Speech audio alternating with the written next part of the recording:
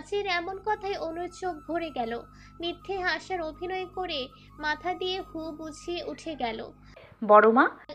অনুটাকে সারা খান kitchen থেকে দ্রুত আসলেন। কি হয়েছে? আমাকে খাইয়ে দাও, আমার হাত ছিলে গেছে। দুই হাত বাড়িয়ে দিল সামনে। সারা খান দুই হাত টেনে নিয়ে বললেন, কিভাবে হলো? তুই বড় হলি না। আয়শা, মলম নিয়ে আস।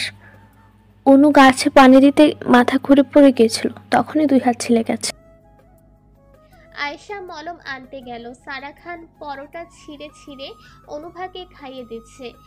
অনু একটু চিবিয়ে পানি দিয়ে গিলছে। সারা খান পুরো বিষয়টা লক্ষ্য করলেন। তিনি জানেন অনুর মন খারাপ হলে খাবার খেতে পারে না, তখন খাবার পানি দিয়ে গিলে খায়। তার আর সহ্য হচ্ছে না, অজের সাথে কথা বলতেই হবে।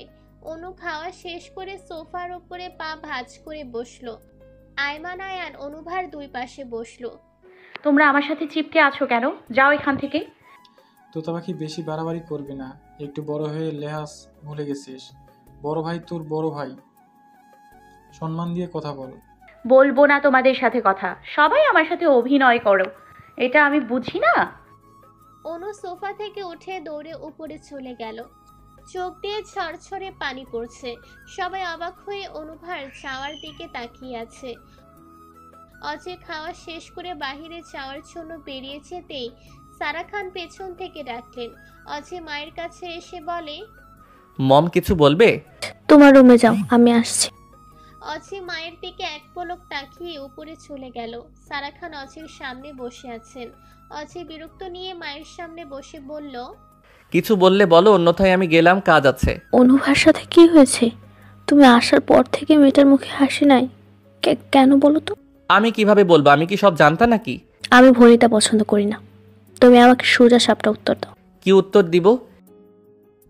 গম্ভীর ভারী কণ্ঠে বলল, অনুকে ভালোবাসো? কি বলছো মম? ওইটুকু মেয়েকে আমি ভালোবাসবো? অজয় চিল্লিয়ে উঠল। ধীরে কথা বলো অজি, এই আওয়াজ বাহিরে দিও না। তুমি 2 বছর আগের রাতে অনুর সাথে যেটা করেছো সেটা কি ছিল? অজয় আটকে উঠে মায়ের দিকে তাকালো। কোনো উত্তর দিচ্ছে না। খুব লজ্জা লাগছে মায়ের সামনে থাকতে। অনুর উপরে খুব রাগ লাগছে। বেহায়া মেয়ে হয়তো বলে দিয়েছে।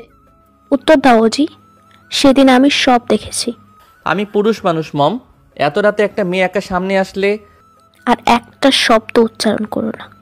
সারা খান রাগে কাঁপতে লাগলো। মম, অনু আমার ছোট বোন। আইমান, আয়ান আর বড় ভাই অনুকে যে নজরে দেখে, আমিও ওকে একই নজরে দেখি। ও তাই? তাহলে বোনকেও মানুষ রাতে একা পেলে? বাকি কথা আর বলল না। সারা খান গলা ভিজে উঠল।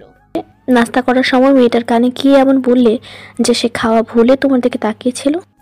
অজয় হকচকিয়ে গেল। আমি তোমার মা অজি, আমার সাথে ফাঁকিবাজি করো না। তুমি যদি সত্যি অনুকে ভালো না বাসো তাহলে তার থেকে দূরে থাকবে। আমি যদি তোমাকে অনুর আশেপাশে দেখি তাহলে সেদিন রাতের ঘটনা তোমার বাবার কানে যাবে। মম, তুমি চাইলে আমি বাসা থেকে বেরিয়ে যেতে পারি। একই বাড়িতে থাকলে সামনে আসবেই। আমি তো নিজেকে সরিয়ে নিয়েছি, কিন্তু ওই বেহায়াকে বলে দিও আমার আশেপাশে যেন না আসে। মুখে লাগাম দাও। রাগে শক্ত কণ্ঠে বলল, ওর প্রতি আমার কোনো ফিলিংস নাই। যদি বলি অনু তোমাকে নিয়ে ভাবে, তখন কি করবে? ও এখনো ছোট, মনে উল্টাপাল্টা অনেক কিছুই আসতে পারে।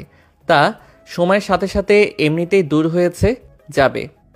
দরজার সামনে দাঁড়িয়ে এক কোমল হৃদয়ের ছোট্ট নারী সব শুনে মুখ হাত দিয়ে হাঁটু ভেঙে বসে পড়ল। দু চোখ পানি গাল গড়িয়ে পড়ছে। ছোট্ট হৃদয়টা ভেঙে গুঁড়ো গুঁড়ো হয়ে গেছে। তার অজি ভাই তাকে এত ঘৃণা করে, কিন্তু কেন? তার দোষ কি? কোমল মোনা অনুর অছানা। তুমি এই বাড়ির ছেলে, তোমার এখানে থাকতেই হবে। তোমার ব্যবসা আছে, তা তোমাকে সামলে নিতে হবে। কিন্তু অনুভা আর এখানে থাকবে না, নীরার সাথে ওকে পাঠিয়ে দিব। ও তোমাকে ছাড়া থাকতে পারবে না। কলেজের পাশে যে জায়গা আমি নিয়েছি সেখানে চলে যাব। বাসা করতে যতদিন লাগে সে সময়টুকু আমাকে থাকতে দিও, তাই হবে। আর যদি মনে করো অনুর সমস্যা হবে তাহলে আমি আজ বা কাল চলে যাব। মোট কথা তুমি যখন বলবে তখনই চলে যাব। সারা খান ছেলে নিষ্ঠুরতা দেখে দুই চোখের পানি মুছে নিলেন। তিনি বুঝতেই পারেন নাই কখন তার চোখ থেকে পানি গড়িয়ে পড়া শুরু করেছে। তিনি জানেন না ছোট্ট অনু যদি জানে তার অজয় ভাই তাকে পছন্দ করে না, তাহলে কি ঠিক থাকতে পারবে? তারই তো ভুল, তিনি নিচে ওই পিচ্ছির কোমল হৃদয়ে অজয়ের বীজ বুনে যত্ন করে বড় করেছেন। মম, বিকেলে আমার একজন মেহমান আসবে, দেখে রাখতে পারবে তো? কে? আসলে দেখো, আমি ওকেই আনতে যাচ্ছি। অচি মাকে পাশ কাটিয়ে বেরিয়ে গেল। অনুভা অচির আশা দেখে লুকিয়ে পড়ে। অচি গেট দিয়ে বেরিয়ে গেলে অনুভা দৌড়ে নিচের রুমে ঢুকলো। অনু রুমের দরজা বন্ধ করে ওয়াশরুমে ঢুকলো। ওয়াশরুমের দরজা বন্ধ করে ঝর্ণা ছেড়ে ফ্লোরে চুপ করে বসলো। ঝর্ণার পানির সাথে গোল গোল ভাসমান চোখের অশ্রু ছেড়ে দিল। মুখ দিয়ে সামান্য আওয়াজ বের হচ্ছে না, গলা শুকিয়ে কাঠ হয়ে আছে, বুকের ব্যথায় দম বন্ধ হয়ে আসছে। ইচ্ছে করছে জোরে চিৎকার করে কাঁদতে, কিন্তু কাঁদবে না। বাড়ি ভরা বিয়ের মানুষ কম কম করছে, ব্যথাতুর আওয়াজ বাহিরে গেলে পুরো আনন্দ মাটি হয়ে যাবে।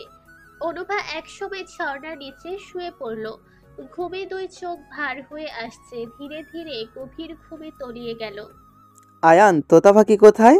অনেক সময় হলো দেখছি না। আইমানের দিকে তাকিয়ে বলল, হয়তো ঘুমিয়ে আছে, ওকে কেমন এলোমেলো লাগছে খেয়াল করেছিস? কিন্তু কেন? আইমান চিন্তিত হয়ে মাথা চাপ দিল। চাচু আর কাকিমা কেমন যেন তোতা পাখির থেকে দূরে দূরে থাকছে। আমার বিষয়টা সুবিধার ঠেকছে না। সবাই গিফট পেয়েছে, কিন্তু অনুকে কেউ কিছুই দেয়নি। আয়ানের দিকে বিস্মিত হয়ে তাকালো। কি বলছিস? কাকিমাও দেয়নি? আয়ান, তুই আমাকে এটা এখন বললি? কি করব বল, আমরা তো কারোর জন্য কিছুই নিইনি, তোতা পাখির জন্যও নেওয়া হয়নি। কি করি বল? একটু আগে দেখলাম বড় মা রুমে কান্না করছে। এর আগে অজি ভাইয়ার রুম থেকে বেরিয়ে আসতে দেখেছি। আগে তোতা পাখিকে খুঁজে আনি চল, পরে বড় মা আর উজি ভাইয়ার ব্যাপারে দেখা যাবে। দুই ভাই অনুভার কামরার সামনে গিয়ে কয়েকবার টোকা দিল। অনুর কোনো আওয়াজ পাচ্ছে না। চিন্তিত কণ্ঠে বলল, আইমান অনুর ঘুম একদম পাতলা, এত ডাকছি ওর কোনো খবর নাই। তুই চুপ কর, দেখ পানির আওয়াজ আসছে, মনে হয় ওয়াশরুমে আছে। অনু ফ্রেশ হচ্ছে ভেবে দুই ভাই চলে গেল। সবাই জোহরের নামাজের জন্য বেরিয়ে গেল। সারা খান সবার সাথে কিচেন সামলে চলছে। মুখে কোনো হাসি নেই, চেহারাটা মলিন হয়ে গেছে। তার একটাই চিন্তা, অনুকে কি জবাব দেবে। ওই ছোট্ট মেয়েটা কি সহ্য করতে পারবে? মেয়েটা যে একদম কোমল মনের, এই বয়সে কখনোই আঘাতকে জিনিস পায়নি, কখনো কোনো জিনিসের অভাবকে সে জানে না। না পাওয়ার বেদনা সে কখনোই পায়নি। তাহলে তার প্রিয় অচিকে না পেলে কি করে থাকবে? তার বড় মাকে ভুল বুঝবে না তো? বিকালে আয়েশা একমনে অনুভার দরজা ধাক্কিয়ে চলছে। অনু কিছুতেই দরজা খুলছে না। আয়ান আর আয়ামান আয়েশাকে অনুর দরজার সামনে দাঁড়িয়ে থাকতে দেখে সিঁড়ি ভেঙে দ্রুত উপরে আসলো। আয়শু, কি হয়েছে? ভাইয়া, অনু সকাল থেকে দরজা খুলছে না, কখন থেকে ডাকছি কোনো আওয়াজ দিচ্ছে না।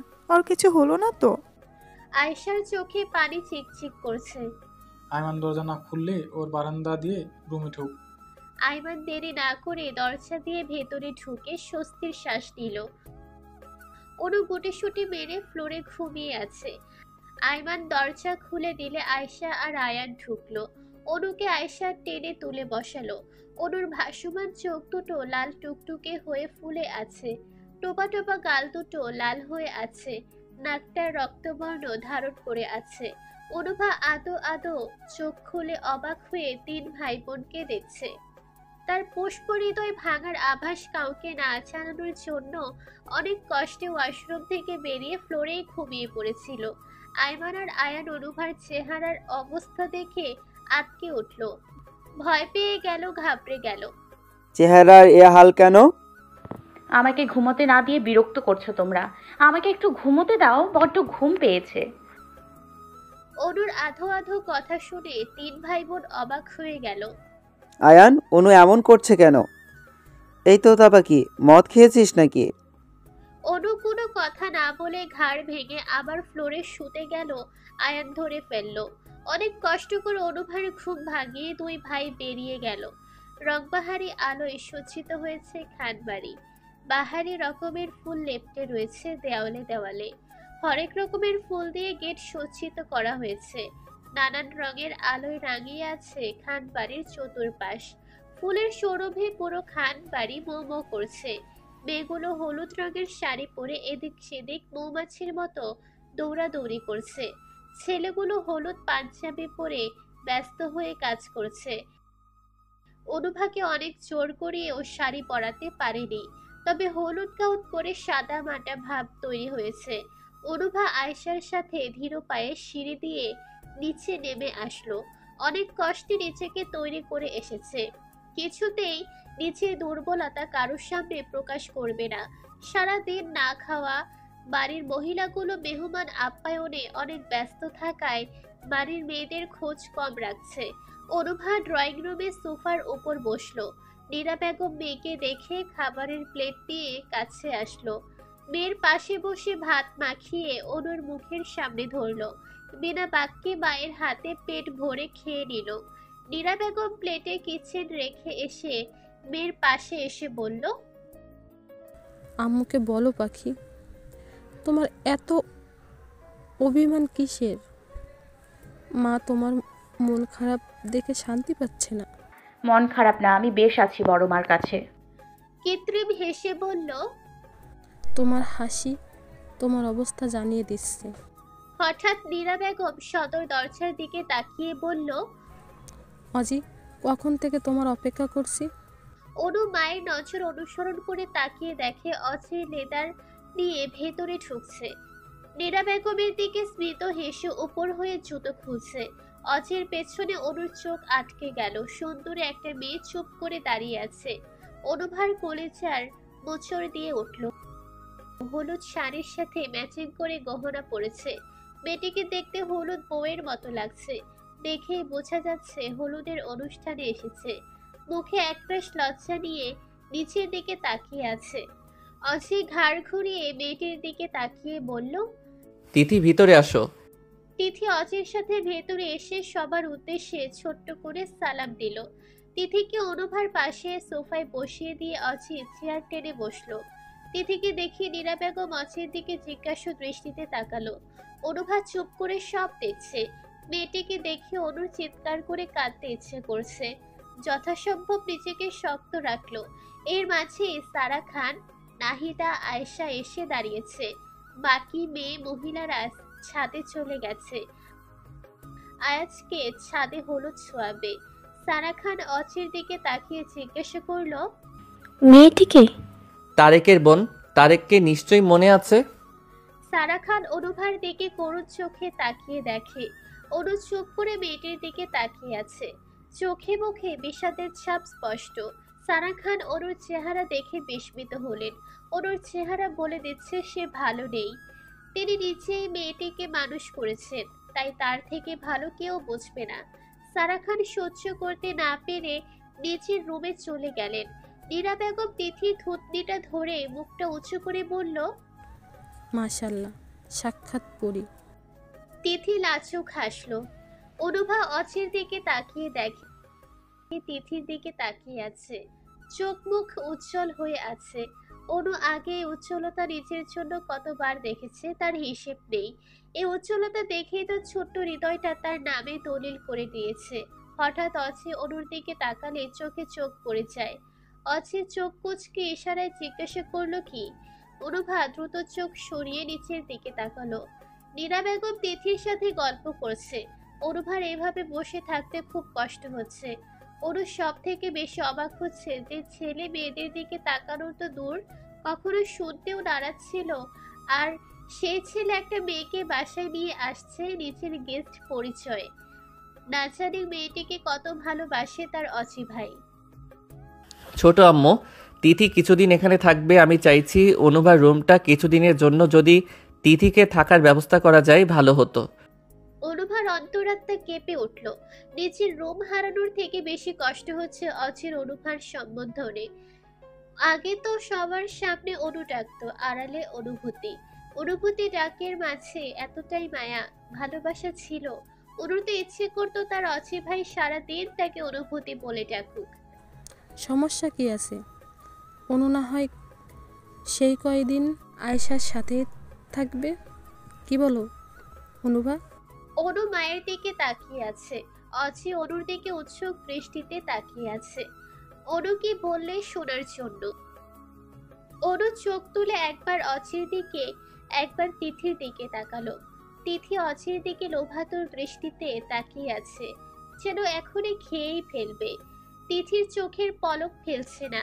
অনুর ইচ্ছে করছে তিথির লাজুক চাহনি গালিয়ে দিতে। অনুভার কোনো সারা শব্দ না পেয়ে অচির চেয়ার ছেড়ে উঠে দাঁড়ালো।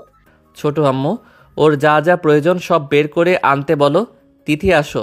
সিঁড়ি দিয়ে উঠতে গেলে তিথি হোঁচট খেয়ে পড়ে চেপে ধরলে অছি হাত ধরে আটকে দেয়। অনুভা ব্যথাতুর নয়নে অছির দিকে তাকিয়ে আছে। অনুকে অছির সব দিক থেকে আগলে রাখতো। আজ অনুর ভেতরে ঝড় বইছে, অথচ অছি অন্য একটা মেয়েকে নিয়ে কত সুন্দরভাবে তারই রূপটা দখল করছে। অনুর ঠোঁটের কোণায় এক ছেলেতে হাত তাচ্ছিল্যের হাসি ফুটে উঠল। তিথিকে নিয়ে অছি অনুর রুমে ঢুকলো। অনুভা অছির যাওয়ার পানে তাকিয়ে তপ্ত শ্বাস ছাড়লো। ছোট্ট মেয়েটি কি করবে? প্রিয় পুরুষটি তাকে নয় অন্য একজনকে নিয়ে ভাবে। হয়তো ভালোবাসে। ভালো না বাসে কি এত কেয়ারিং যত্ন নিত? দুজনেকে কত সুন্দর মানিয়েছে। আয়শা নাহিদা এতক্ষণ অবাক হয়ে সব দেখলো। হঠাৎ নাহিদা দৌড়ে গিয়ে গেস্ট রুমে ঢুকলো। নাহিদা অচিকে খুব পছন্দ করত। এবার মনের কথা বলার জন্য এসেছে। এসে কি দেখছে? অচি অন্য একটা মেয়েকে বাসায় নিয়ে আসছে। মনের অনুভূতি হয়তো আর কখনোই প্রকাশ করা হবে না।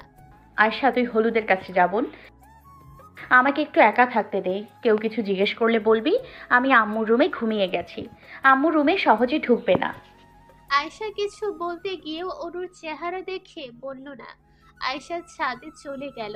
অনুভা সোফা থেকে উঠে ধীর পায়ে সদর দরজা দিয়ে বেরিয়ে গেল। অন্ধকার রাতে এক কচি মন ভাগা কিশোরী উন্মাদের মতো হেঁকে অন্ধকারে তলিয়ে যাচ্ছে। যাকে হয়তো খোঁজার কেউ নেই, তার ব্যথা ভাগ করে নেওয়ার মতো কেউ নেই। এতক্ষণ ধরে রাখা নেত্রযুগল বাঁধ ভাঙা জল ছেড়ে দিল। বাগান পার হয়ে পেছনে রাস্তা দিয়ে ছোট ছোট পা ফেলে সামনে অগ্রসর হচ্ছে। যে মেয়ে একা ছাদে উঠতে ভয় পায়, যে মেয়ে হালকা আঁধার সহ্য করতে পারে না, সেই মেয়ে একা শুনশান অন্ধকার রাস্তা দিয়ে হেঁটে যাচ্ছে। মনে ভয় ডর কিছুই নেই, আছে শুধু ধুকপুক ভরা বেদনা। হাঁটতে হাঁটতে নদীর কাছে এসে বড় একটা গাছের আড়ালে বসলো। ঠান্ডা বাতাস গায়ে এসে শরীরের লোমগুলো দাঁড়িয়ে যাচ্ছে। নদীর কলকল ডাক, পোকাদের কিরকির আওয়াজ, ঘুঘুর বিদঘুটে ডাকে অন্য সময় হলে ভয়ে অচেতন হয়েছে, তো আজ যেন এই আওয়াজগুলো সব থেকে বেশি আপন মনে হচ্ছে। দুই চোখের পানি অঝরে ঝরছে। এরা যে প্রতিযোগিতায় নেমেছে, কার আগে কে বের হয়। অজি ভাইয়ের দুই গালে হলুদ দিয়ে উঠে দাঁড়ালো। তিথি, এদিকে আসো, ভাইয়ার গায়ে হলুদ ছুঁয়ে দাও। আয়াত চোখ কুচকে নিল। কে মেয়েটা? অজি হালকা হেসে বলল, তারেকের বোন, এখানে কিছুদিন থাকবে। আয়াজের মুখটা বিষাদে ছেয়ে গেল। সে লক্ষ্য করেছে অনুর মন খারাপ। সময়ের অভাবে কাছে গিয়ে বসতে পারেনি, শুনতে পারেনি কি হয়েছে। হয়তো এই মেয়েটির কারণেই পুষ্পকলির মন খারাপ। এক এক করে সবাই হলুদ ছোঁয়া দিল। আয়াত চতুর্দিকে চোখ বুলিয়ে দেখে অনু নেই। অনু কোথায়? অনুকে দেখছি না যে। ও কি আমাকে হলুদ দেবে না? অচিও আশেপাশে তাকিয়ে অনুকে দেখলো না। তিথি অচির কাছে এসে দাঁড়ালো। অচি স্থির হয়ে গেল। অনু যেন তার মাথা থেকে বেরিয়েই গেল। আয়শা মলিন মুখে আয়াছের কাছে এসে বলল, ও ঘুমিয়ে গেছে ভাইয়া। অনুর কি যেন হয়েছে, বলছে না। আমাকে আগে বলিস নেই কেন? কি বলবো, আমি তো নিজেই জানি না ওর কি হয়েছে। একা থাকতে চেয়েছে, ডাকতে নিষেধ করে গেছে। আয়াছের কিছুই বলল না। অচির পানে চেয়ে তপ্ত শ্বাস ছাড়লো। মনে মনে বলল, অজি, কাজকে হিরে ভেবে কোহিনূরকে ছুঁড়ে ফেলিস না। বড্ড ভুল করছিস তুই। 2টা বছর মেয়েটি তোকে পাগলের মতো স্মরণ করেছে। কতবার তোর সাথে কথা বলার জন্য আমার পিছে পিছে ঘুরেছে, কি হিসেব নেই। তোর কারণে মেয়েটির কত মিথ্যা কথা বলছিস, যে তোর ফোন বন্ধ আর এই পাগলি তাই বিশ্বাস করতো। কি বলতো জানিস? ভাইয়া, অজি ভাইয়া কোনো বিপদে হয়নি তো? শুধু বললো না কেমন আছে। জানিস, তখন আমার বলতে ইচ্ছে করতো, সে বেঈমান অনু, সে তোকে ভালোবাসেনি, সে তোকে ভেঙে দেওয়ার জন্য অভিনয় করেছে। আয়াত চাপা শ্বাস ছেড়ে উঠে চলে গেল। তার এসব আনন্দ আর ভালো লাগছে না। অনু তার হাতে মানুষ হয়েছে, কত যত্ন করে মেয়েটিকে আদর সোহাগ দিয়ে বড় করেছে, এটা আয়াতের থেকে ভালো কেউ জানে না। সারা খান অধিক সময় অসুস্থ থাকতো, তখন অনু আয়াতের কাছেই থেকেছে। কত রাত অনু আয়াতকে আম্মু আম্মু বলে জড়িয়ে ধরেছে, তার হিসাব নেই। আয়াত যখন খাবার খাওয়াতো তখন হঠাৎ করে আম্মু বলে ডেকে উঠতো। আয়াত শেষে দিয়ে অনুর নরমকাল ঠোঁটে ছুঁয়ে দিত।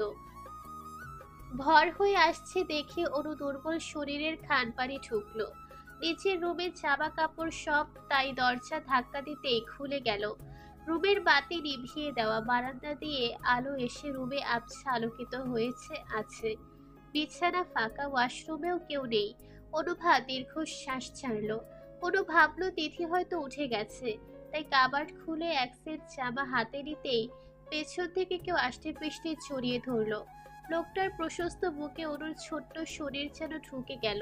চিৎকার দিতে গিয়েও দিতে পারলো না, গলা দিয়ে কোনো আওয়াজ বের হচ্ছে না, গলা শুকিয়ে কাঠ হয়ে গেছে।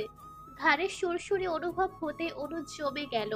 শক্ত হাত দিয়ে বাম কাঁধের চুল সরিয়ে লোকটি মুখ ডুবালো। দীর্ঘ চুম্বন করে কানের কাছে ঠোঁট ছুঁয়ে ফিসফিস করে বলল, আই লাভ ইউ পাখি, খুব খুব ভালোবাসি তোমাকে। অনু ছাদের এক কোনায় উদাসী নয়নে তাকিয়ে আছে। সারা রাত না ঘুমানোর ফলে চোখ দুটো প্রচন্ড জ্বালা করছে। বিয়ে বাড়ির এত আমেজ, এত এত আনন্দ অনুর কিছুই ভালো লাগছে না। কেন ভালো লাগছে না সেটাই বোঝে না। ভোরের হাওয়া এসে অনুর অশান্ত মনে আছড়ে পড়ে শান্ত করার চেষ্টা করছে। প্রিয় ভাই ওঝির পাশে কোনো নারীকে সহ্য করতে পারে না, একেবারে ভেতর জ্বলে পুড়ে ছাই হয়ে যায়। তাই তো যে ভাইয়ের থেকে বাবা মা দুইজনের ভালোবাসা পেয়েছে, তার হলুদ সন্ধ্যায় উপস্থিতি থাকতে পারেনি, তার জন্য খারাপ লাগছে। অবশ্য ছাদে আসার আগে প্রিয় আয়াজ ভাইয়ের গালে হলুদ লাগিয়ে এসেছে। এত এত ভাবনার মাঝে হঠাৎ কাঁধে কারো হাতের পরম মায়ের ছোঁয়া পেল।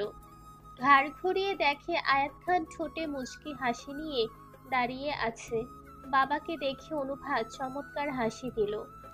এত ভোরে আমাজান ছাদে কি করে? হাওয়া খেতে এসেছি আব্বু। আপনি নামাজ পড়ে আসলেন? জি আমাজান, আপনার অভিমান কি একটু কমেছে? অনুভার মুখ মলিন হয়ে গেল। আব্বু, খুব কষ্ট হয় আপনাদের ছেড়ে থাকতে। আয়াত খান মেয়েকে এক হাতে আঁকলে কাছে টেনে নিলেন। আম্মাজান, পারিবারিক ব্যবসা টিকিয়ে রাখতে গেলে একটু ত্যাগ করতে হবে। তাছাড়া কিছুদিন পর আমার আম্মাজানকে সারা জীবনের জন্য আমাদের কাছে রেখে দিব, তখন আর দূরে থেকে কষ্ট করতে হবে না। অনু মিষ্টি হেসে বাবার গায়ের সাথে আরো শক্ত হয়ে লেপ্টে গেল। বোকা অনু আয়াত খানের গভীরতম কথার মানে বুঝতে পারল না। আব্বু, আমি যদি হোস্টেলে থেকে লেখাপড়া করতে চাই, আপনি রাজি হবেন? আম্মা, আপনাকে বড় ভাবি মেয়ের মতো করে বড় করেছে, আপনাকে ছাড়া ভাবি থাকতে পারবে না। তাছাড়া আপনি কি আওয়াজ আর বড় ভাবিকে ছেড়ে থাকতে পারবেন? অনুর মন খারাপ হয়ে গেল। সত্যি তো বড় মাকে ছেড়ে কিছুতেই থাকতে পারবে না। আয়াজ ভাইয়ার হাতের খাবার না খেলে তার পেট ভরে না। অসহায় চোখে বাবার দিকে তাকালো। আয়াত খান মুচকি হাসি দিলেন। আম্মাজান, আপনার আম্মু খুব কষ্ট পাচ্ছে, তার সাথে ঠিকভাবে কথা বললেন না কেন? আম্মুর সাথে কথা বলতে আমার লজ্জা লাগে। আয়াত খান হাসলেন, কিছু বললেন না। আম্মা, আসেন, আপনার কবিতাগুলো মুক্ত করে দিই। দেখেন, আপনার আওয়াজ শুনে ডাকছে। আয়াত খান আর অনু কবুতরের খাঁচার দরজা খুলে দিল। 20-22টি কবুতর এসে অনুর মাথা কাঁধে হাতে বসালো। আয়াত খান মেয়ের দিকে অপলক চোখে তাকিয়ে আছে। কতটা স্নিগ্ধ নিষ্পাপ মায়াময়ী তার বাচ্চা। এই বাচ্চাটাকে ছেড়ে বছরের পর বছর বাহিরে থাকেন। মেয়ের সাথে সহজে ভিডিও কলে কথা হয় না। যতবার কথা বলে স্বামী স্ত্রী দুইজনের ততবারই চোখের জল গড়িয়ে পড়ে অগোচরে। এই বাচ্চার কোকিল কণ্ঠ শুনলেই বুকের বাম পাশের খয়েরি ছোট্ট হৃৎপিণ্ড থমকে যায়। নিঃশ্বাস নিতে কষ্ট হয়। পিতৃ স্নেহ জেগে ওঠে। খুব কষ্ট হয় তখন। আব্বু আপনি থাকেন, আমি কফি নিয়ে আসি। তার দরকার নেই, আমি নিয়ে এসেছি। অজিকে দেখে অনু লজ্জায় মাথা নুয়ে ফেলল। রাতের কথা মনে হতেই লজ্জায় মরণ কামনা করছে। অজয় ভাই তাকে এত এত লজ্জা দিয়েছে যে লজ্জার কারণে মন খারাপ এক নিমিষে উধাও হয়ে গেছে। অনুর কানে কথাগুলো ঠাস ঠাস করে বাজতে লাগলো। আই লাভ ইউ পাখি, খুব খুব ভালোবাসি তোমাকে। ভাবছো এই কথা বলবো তোমাকে? ভালোবাসা কাকে বলে জানো? তুমি এখনো পিচ্চি, অবুঝ, নাদান, তাই আমাকে দেখে মনে হয় তুমি আমাকে ভালোবাসো। আচ্ছা অনুভূতি, এই 2 বছর আমাকে না দেখে কিভাবে থাকলে বলো তো? যদি ভালোবাসতে তাহলে ছুটে চলে যেতে, কিন্তু যাওনি আমার কাছে, কারণ তুমি আমার মোহে পড়ে গেছো, ভালোবাসো না। যেদিন তুমি সত্যি কাউকে ভালোবাসবে সেদিন দেখবে সে তোমার সামনে এসে দাঁড়িয়ে যাবে। পৃথিবীর কেউ তখন তাকে আটকাতে পারবে না। এখন পড়াশোনায় মন দাও, বাহিরের কিছু মাথায় নিও না। যেটা তোমার সেটা অন্য কেউ নিতে পারবে না। সম্পূর্ণ কথা অনুকে শক্ত করে জড়িয়ে ধরে বলল। অনু মন্ত্রমুগ্ধ হয়ে সেসব কথা শুনল, সাথে লজ্জায় নুয়ে পড়ছে। নিজের জিনিস শক্ত করে না ধরলে সবাই ছিনিয়ে নিতে চাইবে, তাই যেটা তোমার সেটা একান্তই তোমার। আমি রুম দিয়ে দিতে বললাম আর সাথে সাথে দিয়ে দিলে কেন? ওটা একান্তই তোমার রুম, প্রতিবাদ করতে হবে। এরপরে কখনোই নিজের জিনিস কারোর সাথে শেয়ার করবে না। যেটা প্রিয় সেটা তো কখনোই না। আমি কিন্তু আমার প্রিয়াকে কারোর সাথে শেয়ার কেন, তার আশেপাশে কাউকে সহ্য করতে পারি না। কিছু বুঝতে পারছো? এখন ফ্রেশ হয়ে ঘুমিয়ে যাবে, ভোর হতে আরও অনেক দেরি আছে। আর রাত্রে কখনোই একা বের হবে না, যদি কখনো দেখি সেখানেই ফেলে আসবো। অজিত যাওয়ার আগে অনুর গালে শব্দ করে গভীর একটা চুমু দিয়ে গেল।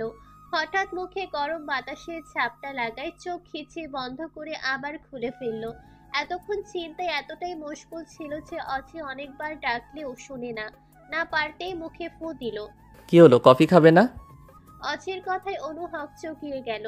অনু হাত বাড়িয়ে কফির কাপ নিয়ে ছোট একটা চুমুক দিল। আয়াত খান উল্টো দিকে ঘুরে কারোর সাথে ফোনে কথা বলছে। হঠাৎ অজি অনুর কাপটি নিয়ে অজির খাওয়া কাপ অনুর হাতে ধরিয়ে দিল। অজি বড় বড় পা ফেলে আয়াত খানের সাথে গিয়ে দাঁড়ালো। অনু অবাক হয়ে অজির কাজ দেখে কপাল কুঁচকে নিল। অনু কফি শেষ করে কাপ 3টি নিয়ে নিচে নেমে গেল। বড় মা, ও বড় মা। অনু ডাক শুনে সারা খান কিচেন থেকে বেরিয়ে আসলেন। কি হয়েছে মা, ডাকছিস কেন? সোফায় দেখিয়ে বলল। সারা খান মুচকি হেসে বসলেন। তিনি জানেন এখন অনুর মতলব কি।